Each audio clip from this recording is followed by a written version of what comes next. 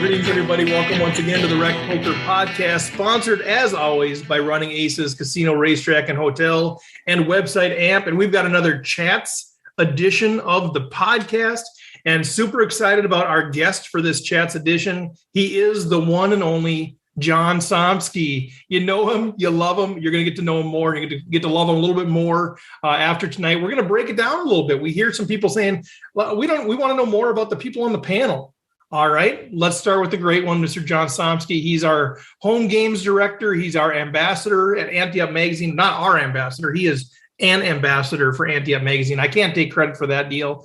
He is the nicest guy in poker. You know him as one of the panelists. So we're going to break it down and chat with John a little bit in a second here. But before we do that, let's introduce the panel. My name is Steve Fredland. I go by RecPoker Steve. I don't have a quote tonight. I didn't have time, but I thought, you know what? The John Somsky is just, he is what it is. Like, there is nothing better than that. I can't set it up in any way, shape, or form. You're going to be awed and in wonder of this man. Tough act to follow, but I'm Jim Reed, Bluffsterini in the home game, and you can find out about me and all the other wizards on the Wrecking Crew by going to rec.poker/crew. Okay, so do I introduce myself as part of the panel now, or do I wait till after the panel? Yeah, can you do like a wardrobe change or something so we know this is John the panelist? Okay, I'm John Somsky. We do expect you to ask yourself questions today. Yeah, very insightful questions. Well, I'll know all the answers at least. I'll be disappointed. I'm John Somsky, Poker Geek MN everywhere. And I'm Rob Washam, and I'm Radman50 everywhere. And this is like a dream come true, being able to interview the great one, the John Somsky. Nice. And there's extra bonus points. There's a $10 merch card for anybody who can get Somsky to cry. So that's going to be good. And that goes for our members in the chat too. Ooh. So Jim, Martha, Roger, and Tim, you get those emotional questions and comments in there, because that $10 merch credit could be yours. How do we determine who made me cry, though?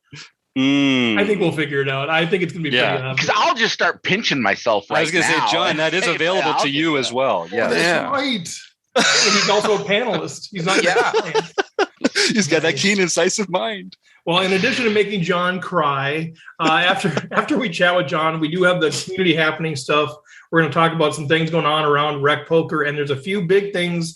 If you're not already aware of these things, stay tuned on this, because September 25th, this is the last Chats edition of the podcast before September 25th, and we are going to be playing in a free online tournament.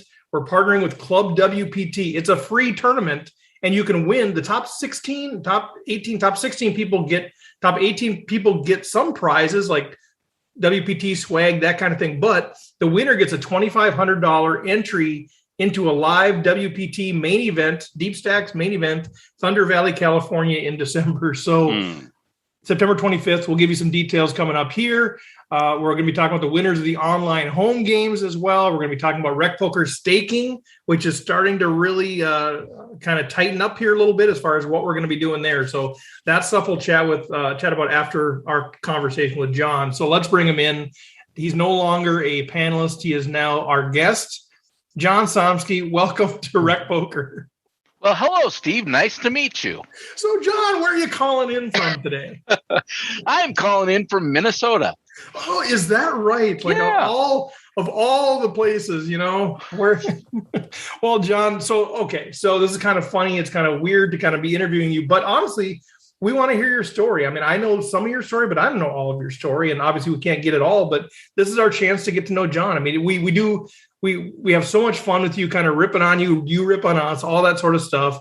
But, you know, you are considered the nicest guy in poker, and that's a real deal. And so, you know, I know early on you and I connected over some things, the All In for Africa tournament, that sort of thing. And I considered it quite an honor that you would even take the time to have a conversation with me.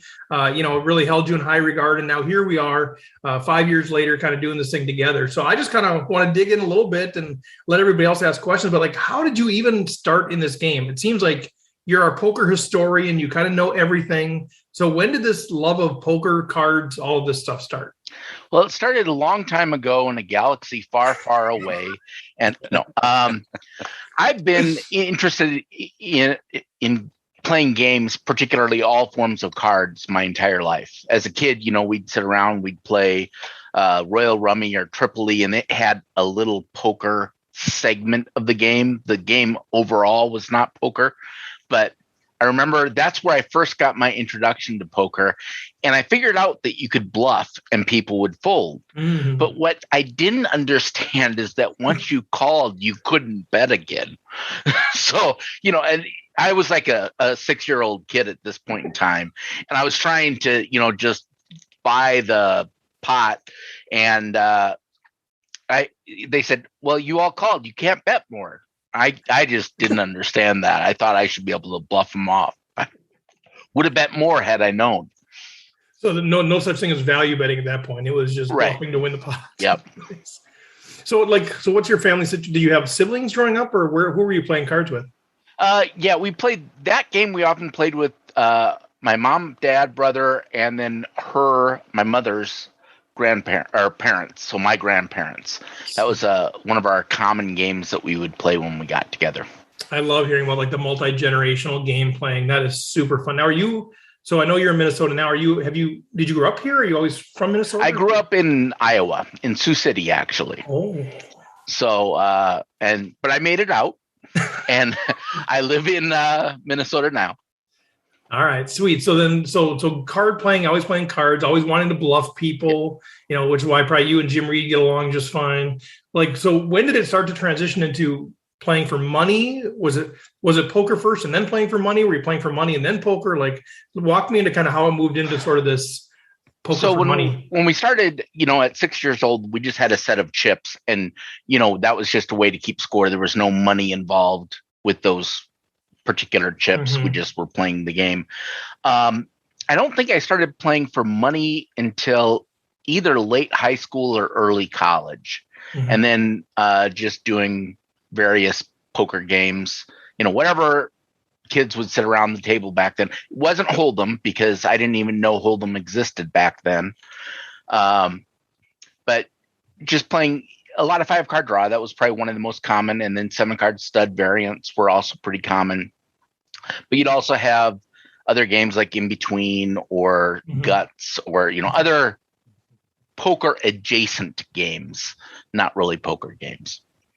So I'm curious, kind of, were any of those kind of your first love? Now, I know you love mixed games. You love all the variants of Hold'em and everything else there is. Was there one game that kind of you just loved from the very beginning? Was it draw? Was it stud? Like, when it was dealer's choice, like, which one did you always want to choose? I liked everything. I liked the variety. So when it was my turn, I'd probably choose one of the games that hadn't been played in a while. So, just try to switch it up. I wasn't necessarily trying to play a lot. There was one particular semester in college, I remember, where we had a den on our dorm floor, and we'd go to that den, and I think there were card games probably 6 of 7 days that were going on.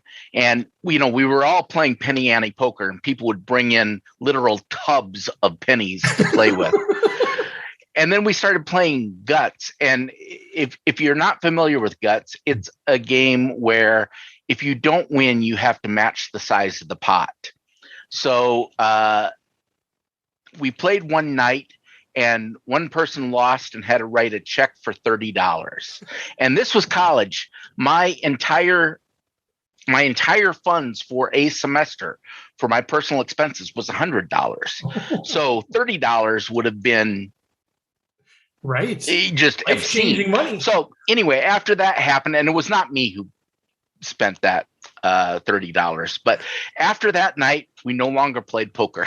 Is that and we right? switched to other games, spades or hearts or whatever. Still playing cards, but no more poker there. Do you feel like you need to take a minute to explain to those listening what a check is? Do we need to explain what that is to some people? It's something that people used to have. Your bank would give you little pieces of paper that you could write on, and then that would transfer money from their bank account to your bank account. It was like Venmo on paper.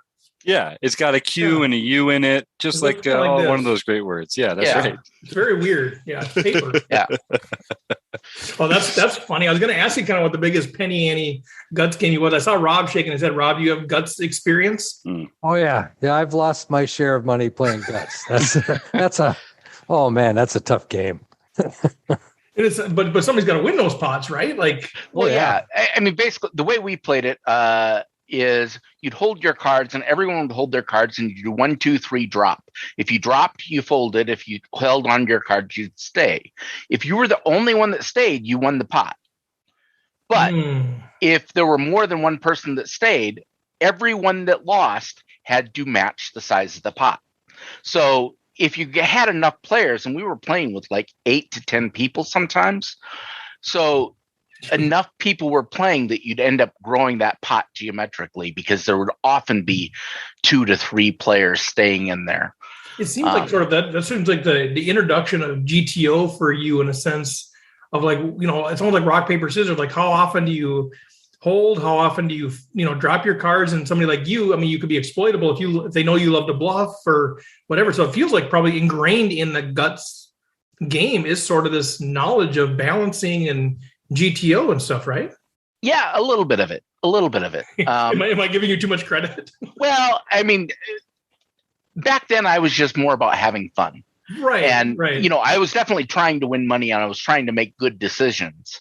But I don't think I was particularly better than anyone else at that point in time. But it feels like just sort of a reps thing, right? You kind of learn, okay, I can't hold every time. I've got to at some point drop. But I already had I played a ton of cards growing up, different games, not poker. So, and you kind of get a feel for card games. And I do think some of those skills kind of match, where you understand a little bit of probabilities. You kind of get an intuition and a feel for them. And of course, once I started playing, once I graduated, so I got an internship with Control Data, and that's what got me up here from Minnesota. I went to school at Iowa State. And then as soon as I graduated, there was a group of people that played poker. So I joined their poker game. I was the youngest most of them were like 20 years older than I was at the time. And I was playing in their game and totally intimidated. It was a $100 to $300 buy-in. $100 to $300 buy-in. Yeah. And I always bought in for $100. But at the time, coming straight out of college, that was still a lot of money for me. Sure. I was not comfortable. I mean, I could afford it. There was nothing wrong with me losing that $100, but it was not a comfortable stake for me to play.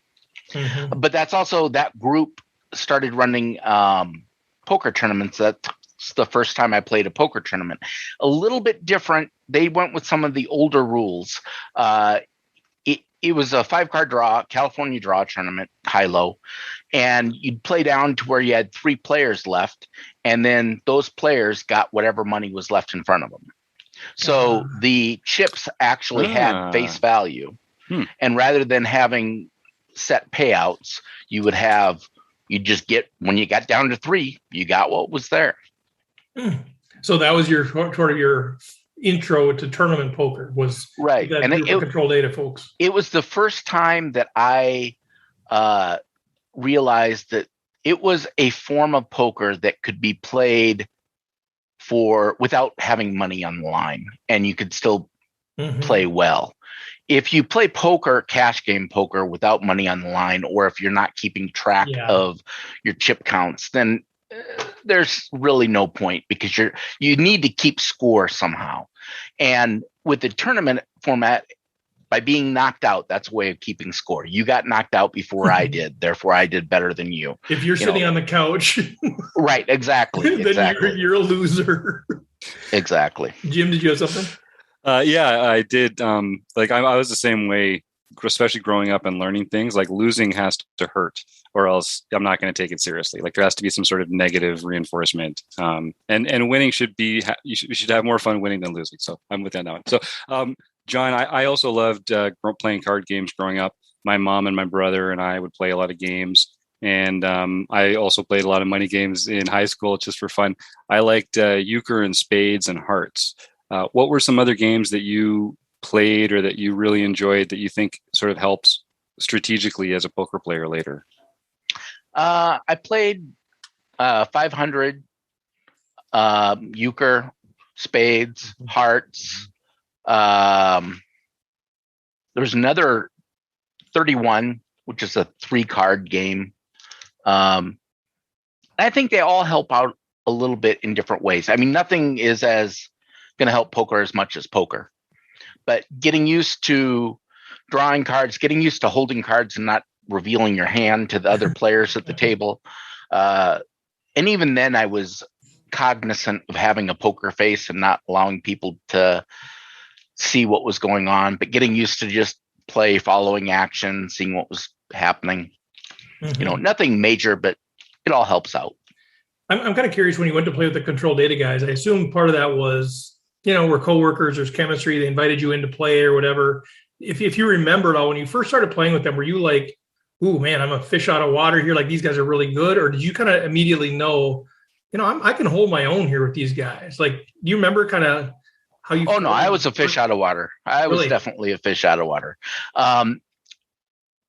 Partially, so I was learning a bunch of games. That's the first time I played Hold'em. What they did is they had 2 halves of the night. It was cash game format most of the time.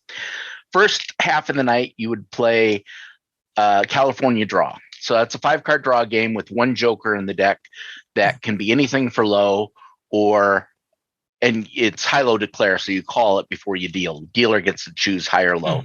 And for high, makes aces, straights, and flushes. So it's not a complete wild card. It won't make 5 deuces. It would make 5 aces. But other than that, that's how that works. And that's so you'd play that the first half of the night, and then the second half of the night, they played garbage games, which included things like Hold'em, Omaha, Crisscross, which is kind of a Hold'em-like game, just have 2 different boards. So all sorts of different other games that you would play at the end of the night, and then it would be dealer's choice, and everyone would get a chance to choose. So you said garbage games, and Jim and Rob both nodded. I've never heard that phrase. What is that? Does that mean like Texas Hold'em was kind of regarded poorly for a while, or what does that mean when you say Rob? What does that mean? Garbage games. Go ahead, Rob. Well, we used to play a lot of garbage games, and that would be things like spit in the ocean. Baseball was another one. We played all these stupid games where there was random wild cards for some reason. There was split pots sometimes. There was a game where if you paired, it was a 7-card game that everything was dealt 7 cards down, and then you'd flip up your cards. And if you paired a card, that would now be wild until another card gets paired by somebody else, then that card would be wild. And so the wild card would change during the middle of a game. I mean, it was just craziness. Yeah, that was like no strategy, just whoever had the best hand won. Yeah, like the Cousins game at my place too, and up at the cottage. That was it. Follow the Queens and Black Chicago, and what was it like? Chicago. Yep.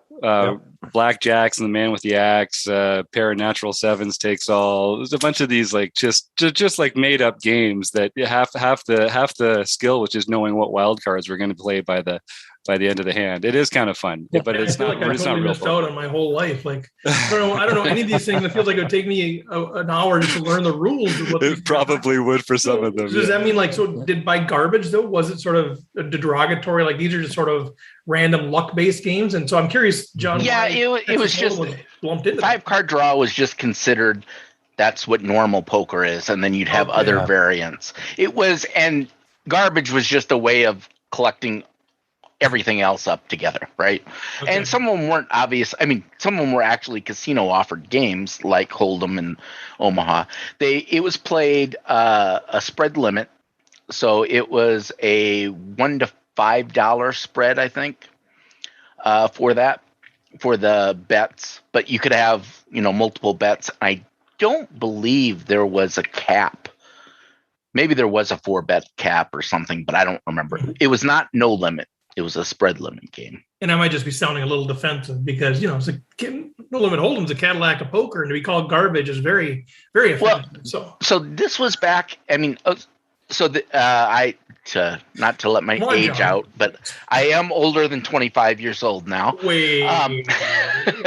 So this was would have been 91 or 92 when I was playing in this, and at that time I had never heard of Texas Hold'em. Yeah. I had heard of 7-card stud, but I'd never heard of Texas Hold'em or played it prior to being in this game. So I thought it was just the game they had made up. I didn't understand the history of it at that point in time. It's a garbage game, right? Yeah, exactly. You guys hear I got thunder and lightning happening. Yeah, I did hear that. I heard that. That's crazy. And if I lose power, somebody else take over. Rob?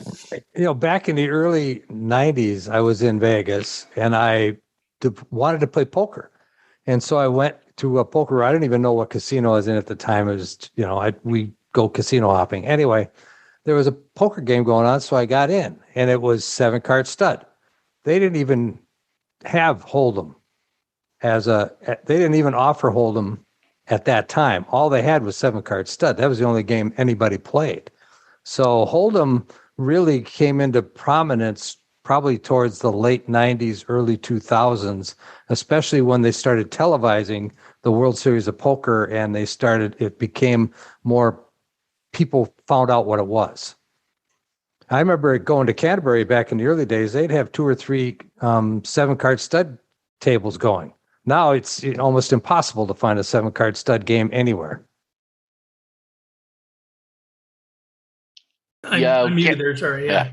No, so I Somsky'd myself just in your honor, John. I tried to unmute and apparently I clicked it twice. But I'm kind of curious, and I know everybody that listens to the show knows that you're a humble dude and all this sort of stuff. And I appreciate that so much about you, but you've got some serious chops at the table. You do. And I'm kind of curious, when in your poker journey did you sort of feel like, I'm good at this? And I know there's always room for improvement and all that sort of stuff. But do you remember, was there a moment, was there a period of time, was there something when you're like, I think I got what it takes to be competitive in this? Not that you turned pro or anything, but just when did you know that you were good at either Hold'em or mixed games? Well, despite how humble I come across as, despite my humility, there was never a doubt in my mind that I could be good at it. When I said I felt like I was a fish out of water. That was just because I did not have the years of experience that these other guys did. I remember there was one game we were playing, and now it just seems like the most obvious thing in the world to me, but I didn't understand it at the time. We were playing 5-card draw, and or maybe it was 5-card draw or a variant of that, but there were multiple betting rounds, and the guy kept on maxing and we did have a cap on bets. I think there were 4 raises. He kept on maxing it every single round, but he was drawing a card every single time. And I couldn't figure out why he would be betting so heavily without a made hand. Turns out he had 4 of a kind, and it was just exchanging the non-mattering card. So at that point in time, then I realized, wow, okay, there is some strategy here in this game. And I was starting to, and it didn't, now it's just like, obviously that's what you would do in that situation. And you just keep calling it like, this guy's such a fool. Right. And then I remember a few years later, I started running a home game myself with some other people, also from work, but a different group from work, not all of the same players. And I remember talking to one of the newer players and I said, well, I could call that first bet, but I could see it was going to be raised, and I didn't want to put all that money into the river. And he was saying, wow, it didn't even occur to me to think that far ahead. So, I could tell that I had grown as a player, that was just natural to me at that point in time, whereas it wasn't when I started. So when was that about? How many years ago would you say you kind of realized, again, not about your ability, but sort of you kind of arrived in a sense of you're thinking through the game strategically? And I would say by about 95, after 2 or 3 years in the game, I was a fairly consistent winner in the game. And I don't think I was necessarily the best player. The biggest lesson I needed to learn is my tolerance for action and swings was higher than everyone else's. And one of the downsides of that is I would end up losing more money on my losing hands than people would lose to me on my winning hands. So I started to understand that while my tolerance is higher, I really have to adjust my tolerance towards theirs. In other words, you're really playing the range of hands that they have that they would be putting that type of money in. I didn't think about it in those terms, but that's really what it was.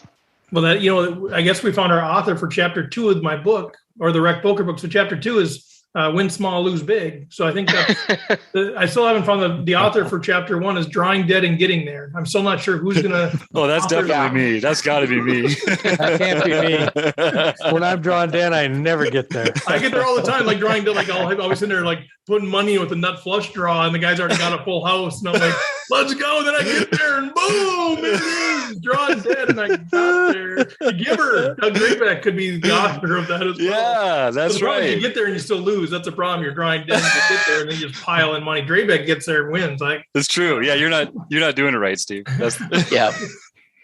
That's pretty well. Jim, Rob, okay, you guys, other questions for John? I'll shift gears otherwise, but you guys got questions for John? I'm curious about his history with AnteUp Magazine and that sort of thing. Yeah. So in about 2004, 2005 timeframe, I started listening to podcasts. And excuse me, AnteUp Magazine was one of the first podcasts out there. I think it was maybe like the second or third that was out there. It's probably the oldest one that is still running right now. And so I started listening to the podcast, and I got involved in the community. And then they started having their APES series, AnteUp International Poker Series. And there was a guy there who was doing the scorekeeping for it.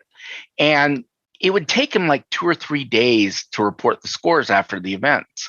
And I wanted to know before then. So I offered, say, hey, you know, you're a little busy here. How about I do that reporting for you? So I kind of took over the series after that and started running the reports and recording the results for everyone. And so I got involved with that. And then once they expanded to Minnesota, I became the ambassador for Minnesota, and I've been doing that ever since. Which tell us a little bit about what does that involve as the ambassador? So it's really not as big of a deal as it sounds. Basically what it means, well, first of all, they haven't published a magazine now since March of 2020. So I haven't really done anything since then. But you were writing articles and stuff for them. Right. I cover Minnesota. Yep. So whatever big so whenever Canterbury or Running Aces, or occasionally it was Turtle Lake, or, you know, like when MSPT went elsewhere, I'd cover that as well.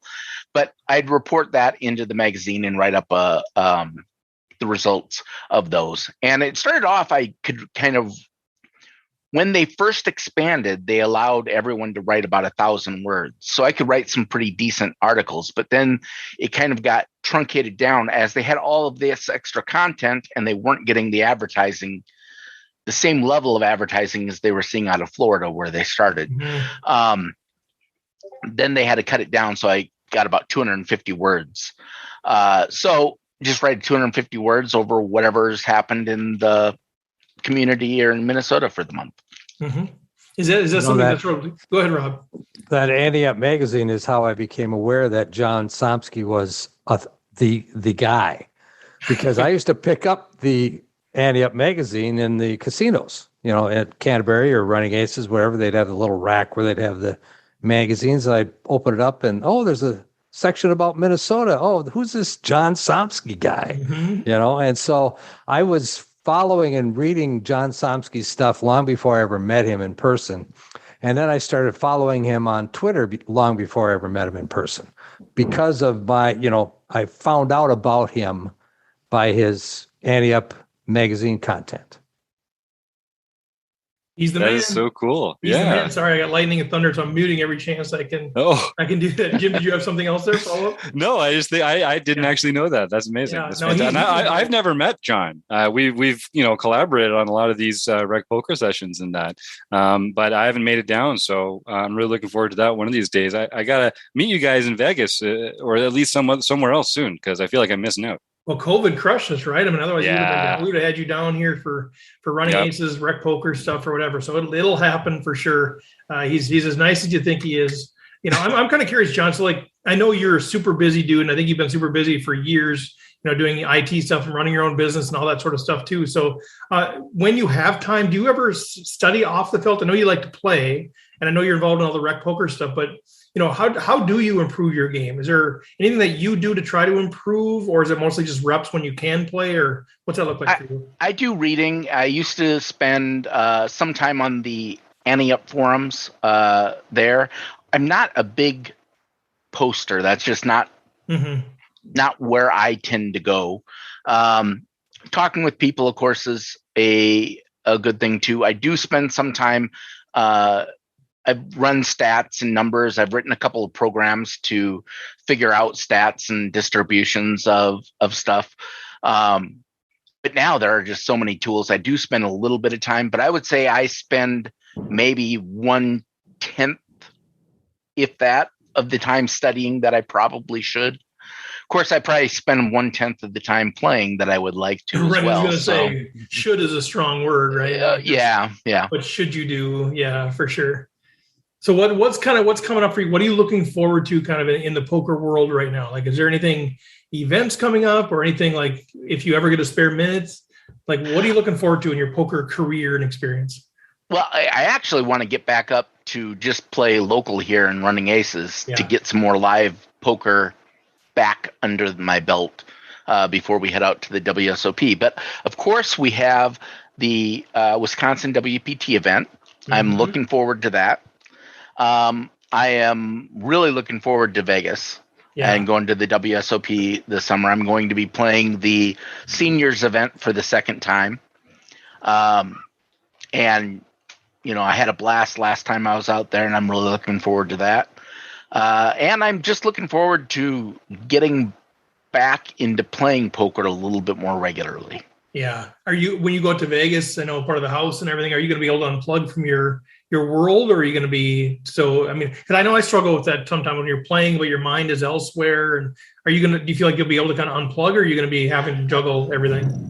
I think I will be. I'm now the only thing I'll probably still have to do while I'm out there is record RecPoker tournament results. We got to find somebody to do that for you during that time. We'll find somebody to do that for you. But everything else, I'll be able to.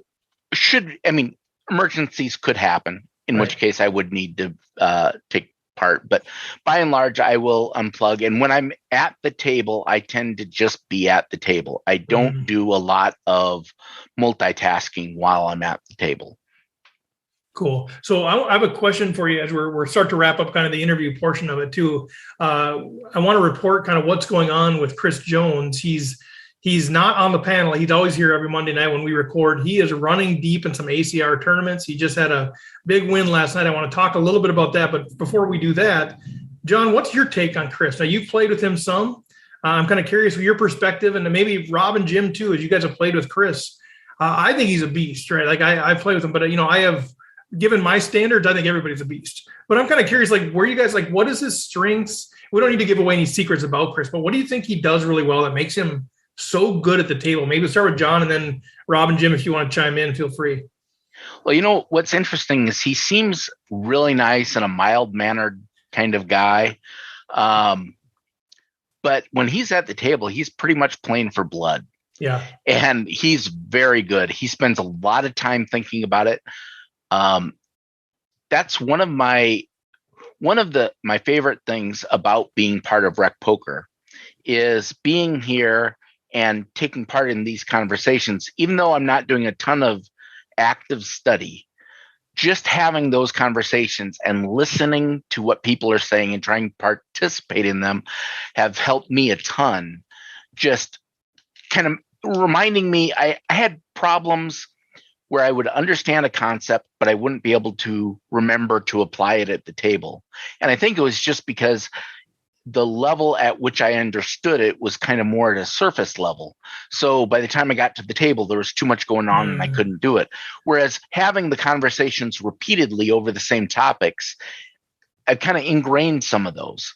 And I think Chris has been one of the people that I've listened to the most with regard to that. I think he's got a really good overall concept of how all of the pieces of the game fit together. And he is deceptively good. He doesn't look intimidating, but he plays intimidating. I love that. What do you guys think? I think that, he, as the content director here at RecPoker, he's so systematically able to give those concepts, this, you do this, then you do this, and you do this, and you do this. And because that he's able to do that, I think that he's pretty much ingrained all of those things into his own playing style, so that he can actually take those concepts that he's teaching every month and actually apply them at the table. And he's proven it over and over again that he can do it. I know that he was having some success on the live theater before the pandemic. And he really just started playing online since the pandemic. I don't believe he played online before that. So what he's doing now is he's applying everything that he's learned over the course of his live experiences, and then what he's been doing with RecPoker and his continual study and his continual growing with the game. And he's really turning into, like you say, a beast.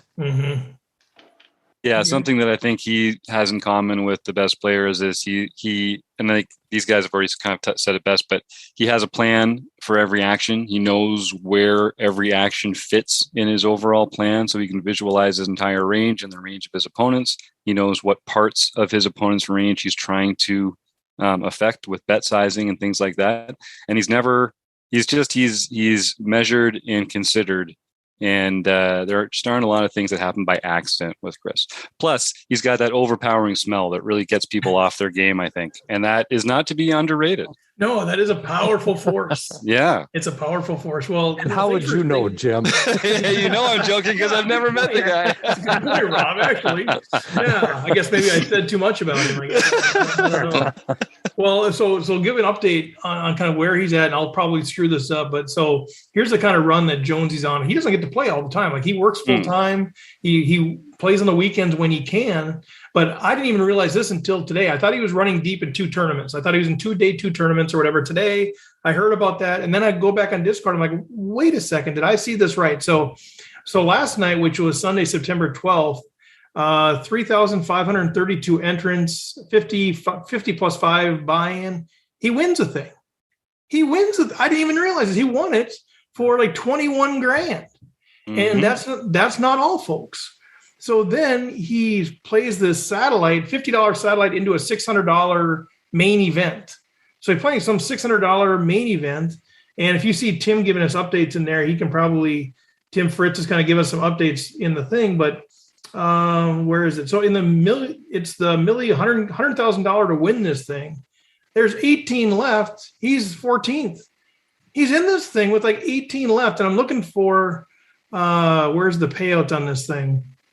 Tim, if you can put in the chat, like what's his locked up? So it's like $100,000 to win, but he's got. I think he said he got 6,000 locked up, and the next pay jumps another 800 at 17. The next one to bust out. Okay. So he's running deep in that, and then he's in another tournament. That's like was it another $50 tournament or something like that? I don't know. I get so confused. But he's in another tournament running super deep, like 30th with 150 people left. He's got a bunch of money chalked up. So $250 entry on the $150 guaranteed. I don't know what he's got locked up, but he's running super deep. So just super excited for Jonesy. And I know I should have had my stats all. I was trying to get last minute updates, and then I could have just said, here was the update as of 40 minutes ago. I wanted it real time, but he's still in them.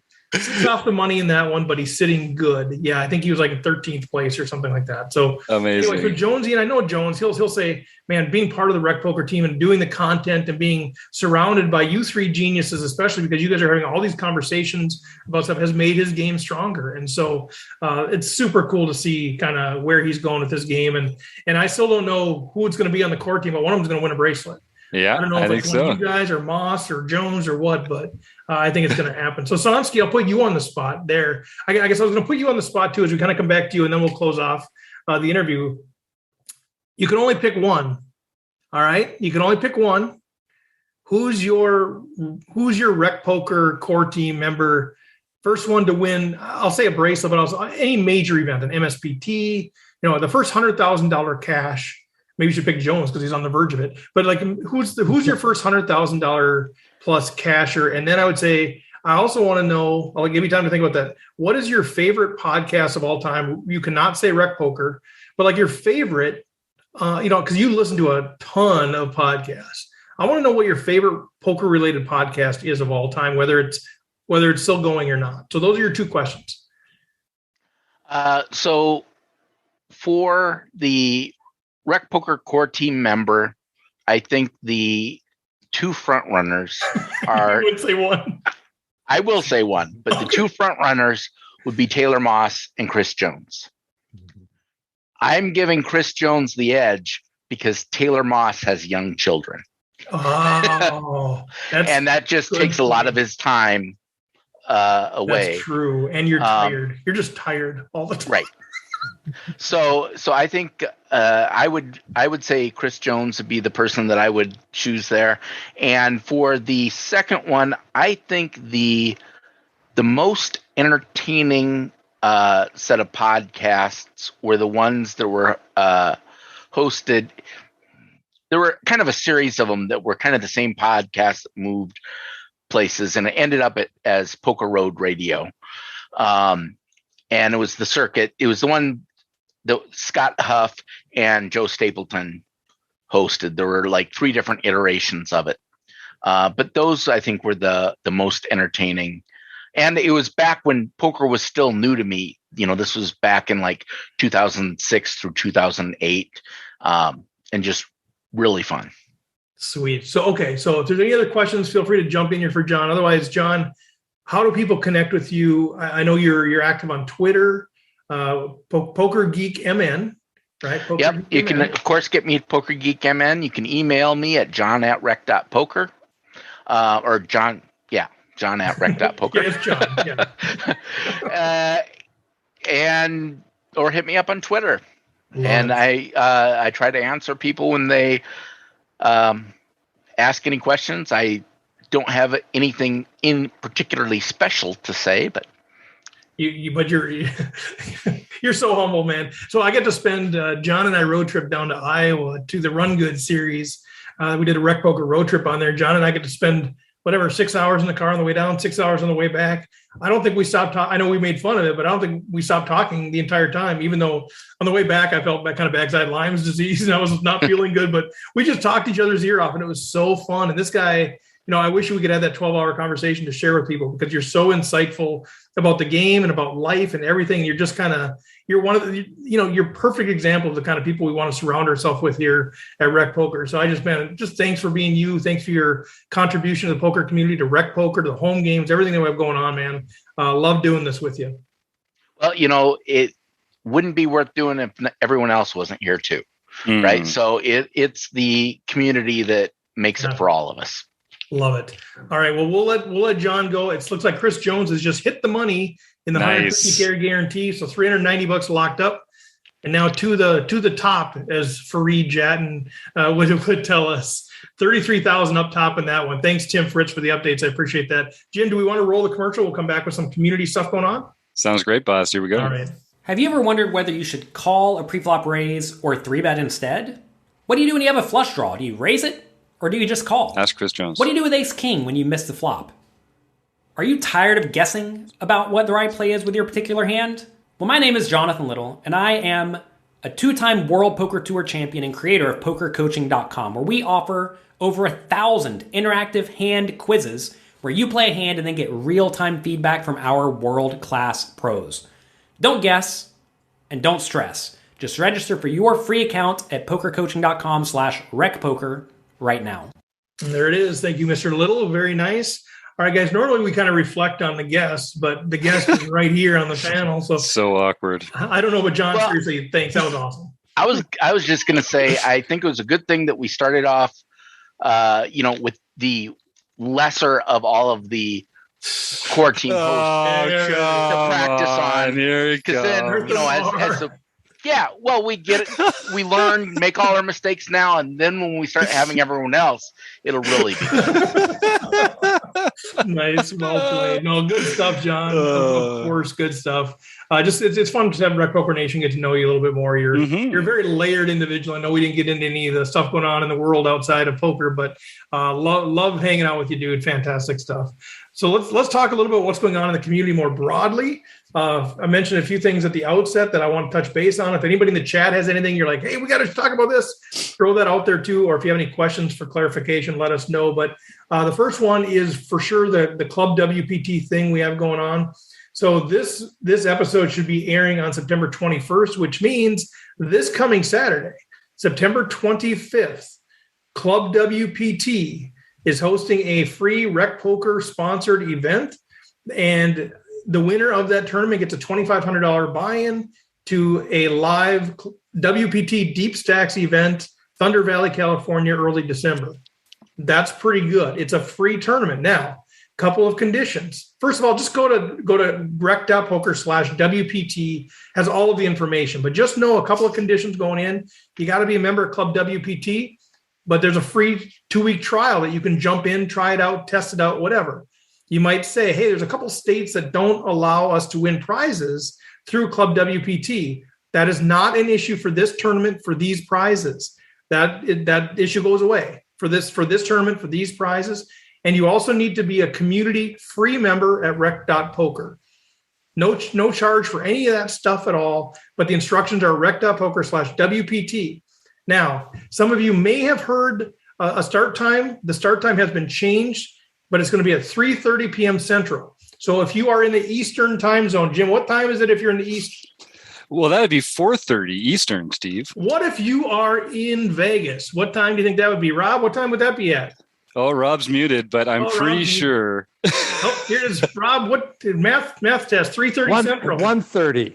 All right. So if you're in Vegas on the West Coast, it's 1:30. If you're somewhere in between there, I don't know, Colorado or wherever your mountain time zone is, it's 2:30. If you are in Australia, it's somewhere between like 6:30 and 8:30 the next morning. I don't know, like somewhere in there. But anyway, so the time's out there. Obviously, it's in the Club WPT. Go sign up for Club WPT. Do us a solid. Do it through the RecPoker link. That way, they'll know that you got there through RecPoker. That really helps us as we're trying to build credibility with the WPT because we have big plans to do big things with them.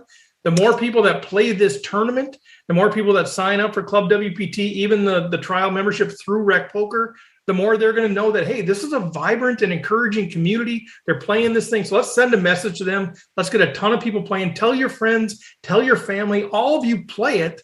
And then one of you win the thing.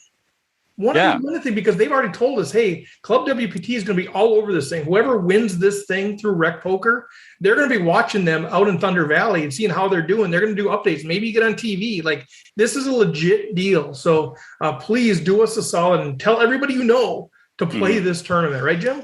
Yeah, that's it. I'm literally writing emails to my friends and relatives, all those Maynard cousins. You know, I'm coming after you. Come get a free RecPoker account and sign up for the free trial at Club WPT. If you use the code RecPoker, you get a bunch of free chips that you can use to win real prizes with, and you can play in this tournament for free. So all you got to do is sign up, and it could be you in California in December playing in a World Poker Tour event and being featured by this crew. Yeah. So all your questions answered. rec.poker/WPT.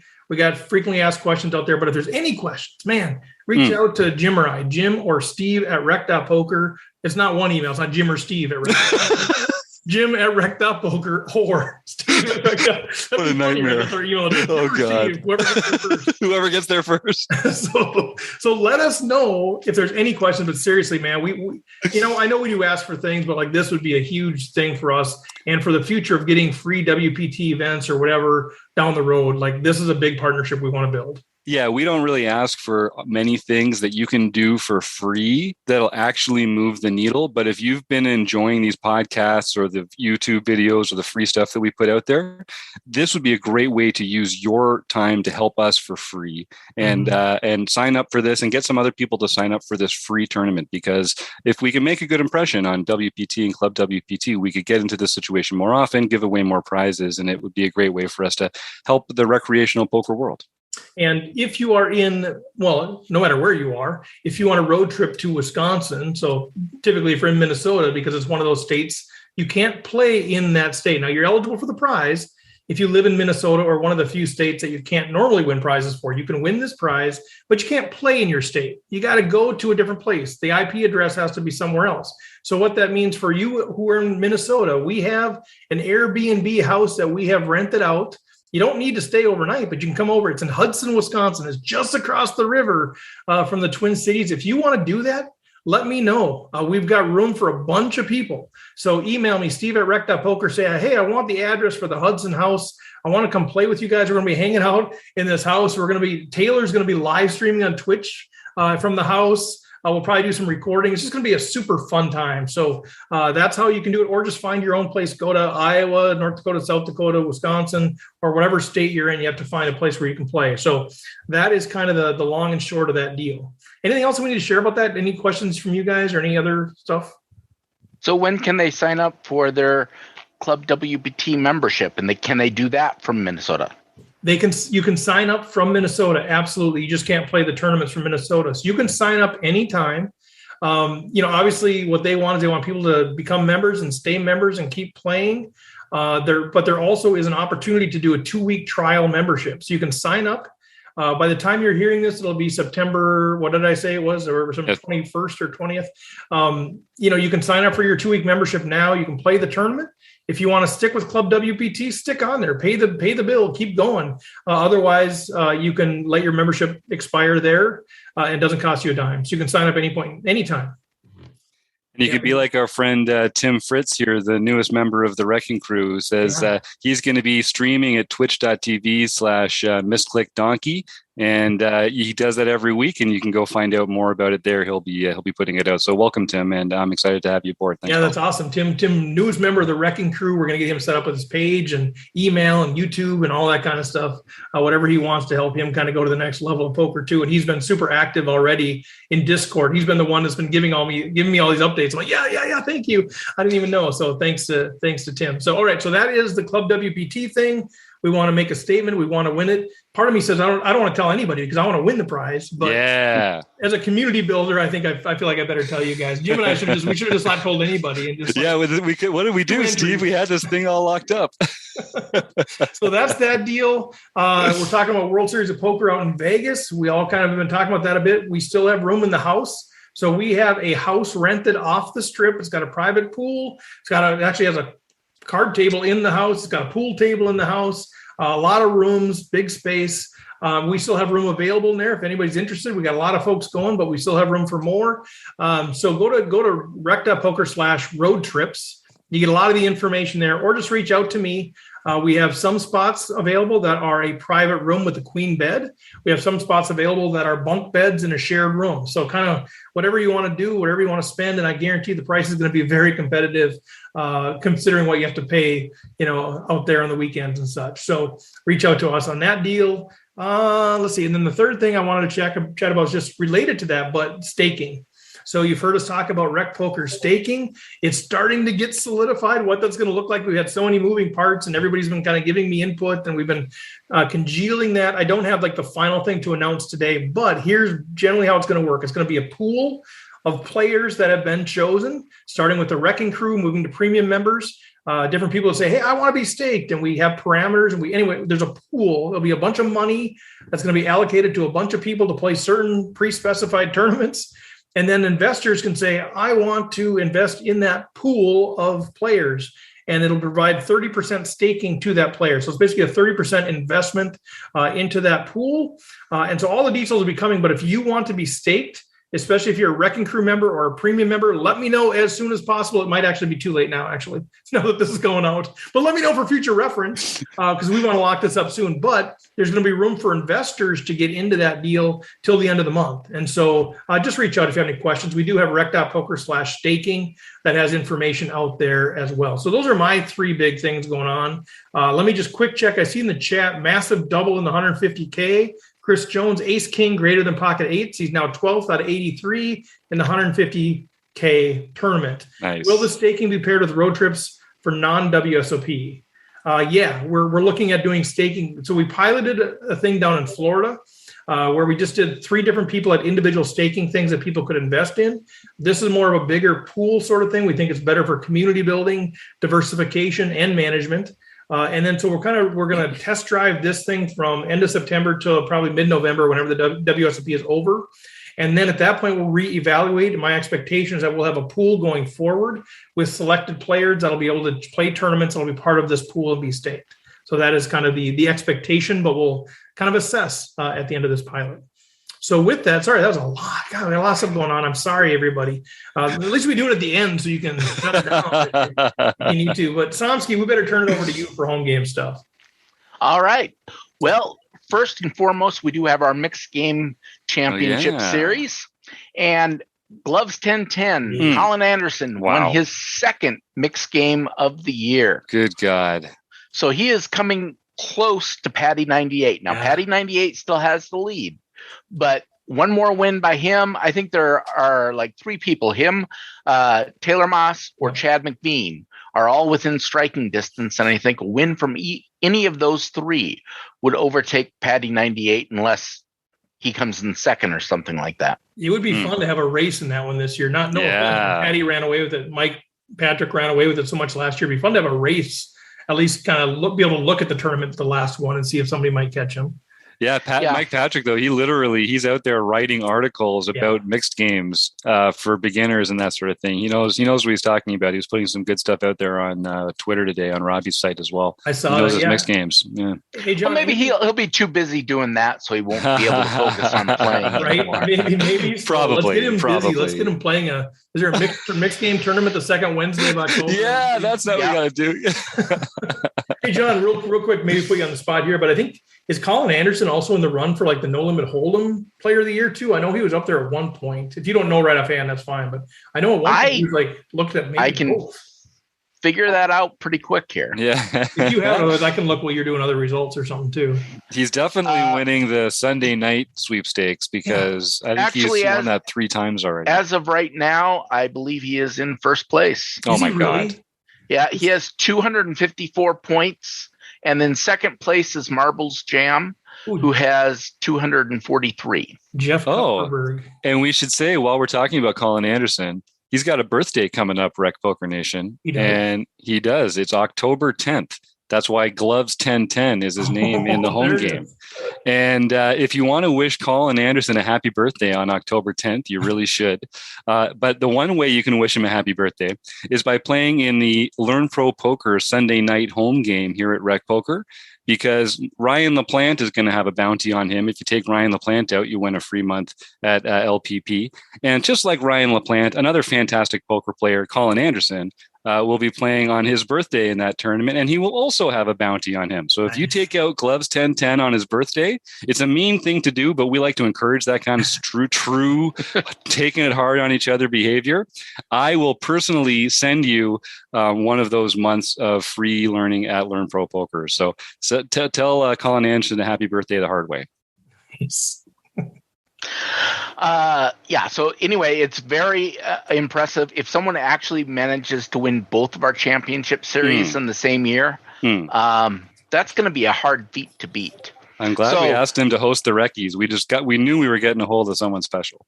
Well, I think everyone should just go out there and start to play harder in these games. And, because I want to be the first one to win both series in a year. And I'm not in a position to do that this year. So anyway, next Sorry, we keep hearing, I'm getting these updates. I got to share. Jonesy won another big pot. 7th out of 81 now. Sorry, real-time updates that are like 8 days late. Yeah. Yeah, real time. That's okay. We want to so give live excited for updates him. for our Oh, he's week. 12th of 17 in the millie too. Okay, so he's bumped up a little bit there. This is exciting. Poor John. Yeah. Yeah, John. So You were for saying? nightly events, Benmar, Elizabeth Bennett Martin got her 7th nightly victory of the Oh year. yeah, she's a killer. Foundry 37, Fred Jostis got his 2nd nightly victory of the year. Fergie 56, Kim Kilroy, Hey. also got number 7. Wow. Jasper Jr., Patrick Barry got his 2nd for the year. That's bad. Rick the Good Dog, Rick Rock Omen, got his 3rd nightly for the year. And then Oh no. winning the first in our short deck series, Keck Geek Mark Kiki. This is Keck Geek Senior. Senior. Got his first mixed victory for the year. And international events, Don't Chase 666. Joseph Armstrong got his 3rd and 4th international victories. He won both of our international tournaments this week. Wow. And then for LPP, we have Fancy Nancy 1130, Nancy Petschel. She's gonna win more before you get her name right. Yeah, that's well, right. you know, That the is thing how is it works. I just know her as Nancy. I know what she looks like. I talked to her several times She's at the card. fancy. But, yeah, but I didn't know you're how to not on a pronounce her last last name. You're not Yeah, on that's a fair. basis. Yep, Exactly. that will happen. So Gibber asked, is short deck next? Yeah. So the Saturday nights we play a monthly mixed game tournament the second Wednesday of every month, and then each of the preceding Saturdays we play whatever the next mixed game is. We play that as a practice on Saturday night alongside of the No Limit Hold'em tournament. So yeah, we played short deck, and they're like, "What is this?" Yeah. So just for a real brief overview, short deck is just Hold'em, but you don't have 2s, 3s, 4s, or 5s in the deck. So only 6s and higher. As a result of that, and because some of the statistics change, a flush now beats a full house in short deck poker. Yeah. Mhm.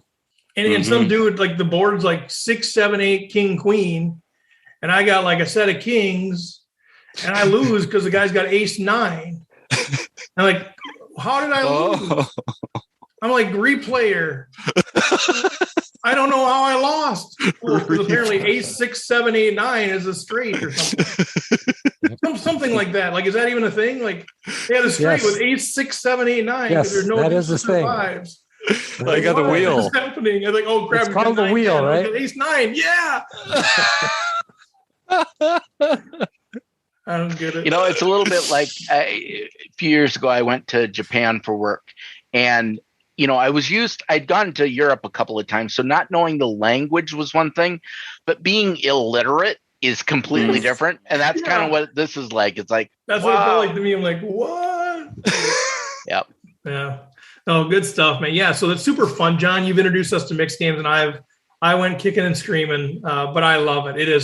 It really is fun, especially to be able to play for free with no money on the line. Like, I'd feel dumb going and plopping down $200 on a short deck tournament and knowing I have no chance but this is fun. This is just good time. Well, so, and it's good because the people that we attract to play it are all playing it seriously. yeah. Now they may not be playing it well, but they're trying to. I'm very Right? serious about losing. Right. So it makes all the difference in the world. Yeah, it's true. Yeah, it's true. And you guys that you haven't been playing it, we do these home games. Like now we have like 10 a week or something, and they're just free to play. But we're playing seriously. We're playing for pins. We're playing for podcast shout out. We're playing for player of the year. We're playing for Reckies awards. We're playing for all kinds of stuff. But at the end of the day, it's free, right? It's free and there's no cash prizes. But if you're not playing them, man, play them. They're super fun. It's a great way to work on your game. And if you are playing them, just a reminder, I don't think anybody needs the reminder, but just in case, play it seriously. Like, practice how you play. Look at those payouts and pretend you paid $20,000 to enter, and pretend there's a $15,000 pay bump from fourth to third or whatever it is. Like, practice how you play. Let's go. We're trying to make champions here. We're having a great time. We're building community, but we want to have some champions emerge out of this thing. And that means practice how you play. Take it seriously. And it's been great. Yeah. anything else on the home game front, Mr. Somsky? I know by the time this airs, our heads up tournament will have been completed, but that's coming up this weekend. Right. So congratulations to me who won the heads up, I hope. Yeah. Congratulations to the win. Yeah.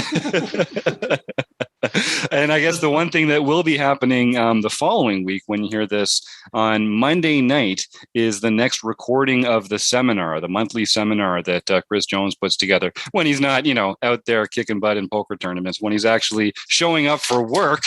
Yes. So every month, Chris runs the simulation of a different part of a poker tournament, and we get some premium members, some wrecking crew members, and some panelists to come and play together in early stages, middle stages, late stages, final table of a tournament. We record all that information with the cards up. And then Dara O'Carney actually breaks down a hand between two of the members and goes pretty in depth into how they might be able to play it differently. It's just one of the layers that we have, kind of a play along and learn that we do here at RecPoker. So there are a few seats left. If you'd like to have Chris Jones and Dara O'Carney opine on to how you might play poker a little better in the future, it's free for all premium members. Go to the forums. You'll see a sign-up thread there. So go get a piece of that. Fantastic. Anything else that we need to share? I just shot a note off to Tim here to see if we can get one last update on the Jonesy thing. I know it's kind of funny to think this is not going to be heard to eight days later, but I want these updates. I know he just said he chipped up again, but anything else that we need to update the folks on, whether it's we have Twitch live stream that happens normally on Thursday nights. That's going to be also streaming the Club WPT event. We have the OPA. If you're a premium member, sit in on that deal.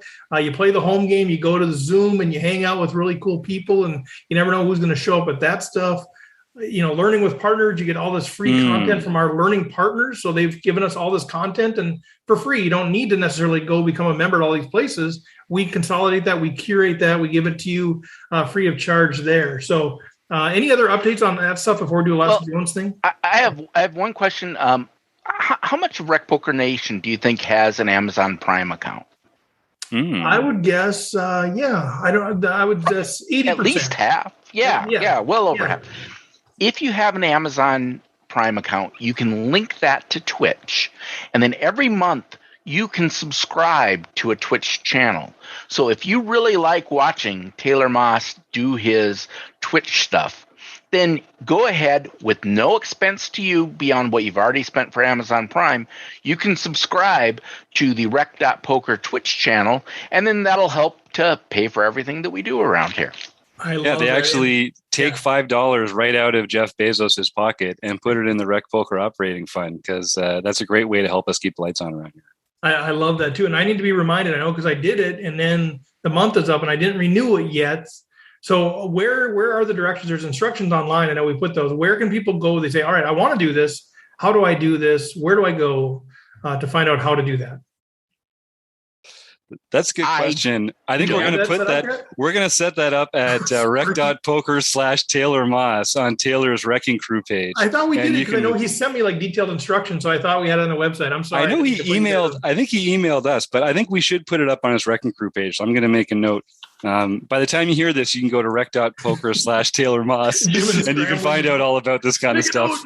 More about Taylor Moss. No, I got it. That's okay. I thought it was out there because I know I did that, and I'm like, oh crap! Now I got to remember how to do it. I got to go find that email. Like I just want to click at rec.poker and say, all right, renew it. Then hopefully that makes it easy. Sweet. But yeah, thanks for bringing that up. It's a great way to support something we do. It doesn't cost us anything. And more stuff. So, all right. So I got the most recent updates from Tim Fritz, and it looks like Roger Shute is giving us updates out here. But so in the big one, there's $100,000 up top to win the thing. He's sitting in 10th place out of 15 remaining. Oh my God, Jones. And so he's got $7,000 locked up there. This is after the $21,000 that he wins last night. And the other one, there's $33,000 up top. They're down to 75 players. Jonesy's sitting in 8th place right now. So he's got $480 locked up there, just kind of getting to the start of the curve. So a magical run already, but let's hope it just kind of runs even more magically here for him and binks one of these things. Like, yeah, Yeah, the only bad news is Chris won't be involved in the staking pool after this because he's going to be he's going to be sitting back smoking cigars. I don't have time for you guys. Him and Washington are going to be lighting up cigars. Let's get a Zoom call where we just smoke cigars and talk about how great our life is. Yeah, we got some fun suggestions in the chat. I agree, guys. Yeah, let's let Chris just stake the rest of us. That would be a great way to do something. He'll just fund it. He'll just fund all of our main events. That's right. Thanks, Chris, for volunteering to do that. Well, anything else, guys? I know Jim texted me earlier today. It might be a short one tonight. So here we are, hour 50. Never. I mean, I just but I love this guy. You guys know I'm not as involved in a lot of the RecPoker stuff as I'd like to be. You guys have a million things going on. Everybody's doing their thing, and this is kind of my one outlet right now where I really get to spend time with you guys. So I get pretty fired up. So it's on me, but that's too bad. Well, anything else that we need to bring up, RecPoker Nation, let people know about? Well, we do have a book study that we have twice a month. Somebody's running it. Who's running that thing? Some guy named Washington. Rob's book study. Radman 50. Anyway. Radman 50. Yeah, Radman 50. We're gonna session 10 will be done by the time you hear this. Session 11 will start up on October 6th, and that I think will be by that time we should be talking about facing a 3-bet. This is tournament post-flop tournament play. So very interesting stuff. Anyway, if you have not read the book Modern Poker Theory by Michael Acevedo, pick it up, start reading it. And if you've missed any of the previous sessions on the book study, it's all available in the archives. Go into RecPoker. As a premium member, you have access to all the archives. Check it out. How much fun is it? Because everybody I talk to that's been part of it is like, man, this is so good. And I feel serious FOMO by not being able to be in those sessions. But people are just having a blast. Like, how much fun are you having? Is it kind of what you expected with this book, or? Yeah, I think we're getting through it a little faster than we thought we might at first. Yeah. So it's going pretty good right now. I think we're getting some momentum, I guess you could say, and we're not having to. There's a lot less detail that we have to worry about. So yeah, it's pretty good. Pretty good stuff. All right, sweet. Michael Acevedo, Modern Poker Theory. All the videos are on the archives for the premium members. Which, by the way, $5 for the first month if you use the code RecPoker. Go check it out. Pay $5. Become a member. Look around.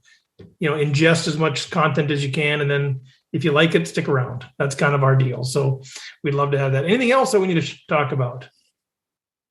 All right, I think we're good then. So with that, we talked about going to rec.poker for a lot of this stuff. That's really the source of truth for everything we do. Go to rec.poker, sign up for the newsletter, poke around. If you have any questions, you can't find something, let us know. Man, we are accessible. We are responsive. I think it's one of the things that separates us from some of the real big groups is you email Jim or I, we respond and we tell you and we give you insight. Somsky is probably way more involved than he's supposed to be. I can't sign up for the home game. Okay, I'll help you. So this is what we do, man. We're accessible. So reach out if you have any questions, comments, feedback at all. We'd love to have you go to YouTube, subscribe to the RecPoker channel out there. It's another free way to really support what we're doing. You can go to the podcast, rate it, review us. That's another great way to help us out there. But thank you to the panel. Thanks, Mr. Somsky, for being our on the hot seat, I guess, for us. But Rob and Jim, man, great stuff. Thanks for everybody that was part of the premium membership there, running Aces Casino, Racetrack, and Hotel, website AMP. Catch you next week, guys.